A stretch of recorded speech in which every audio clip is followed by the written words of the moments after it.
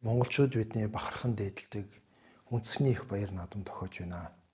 Энэ өдрүүдэд бид монголоороо бахархаж, бидэнд энэ боломжийг олгож өгсөн өвөг дээдс ухаантан мэрэгдүүддээ талархаж, тэдгээрийг хүндэтгэх, улмаар ирээдүйд улс орн маань хөгжин дэлгэрхэд бид бүгд улам хичээх хэрэгтэй гэсэн энэ бодлыг улам лавшруулж, бие сэтгэлээрээ аз жаргал амар амгалан гидлэн баяр цэнгэх ийм сайхан өдрөө тохиож байна. Улс орн маань улам хөгжин дэлгэрхэд иргэн бид бүгдийн оролцоо их чухлаа. Тэнд бид хамтдаа улам хичээж улс орн маань элдвийн гай гамшиг муу юм бүгдээс ангид байж улам хөгжин дэлгэрэх болтугай. Та бүгд сайхан надаарай.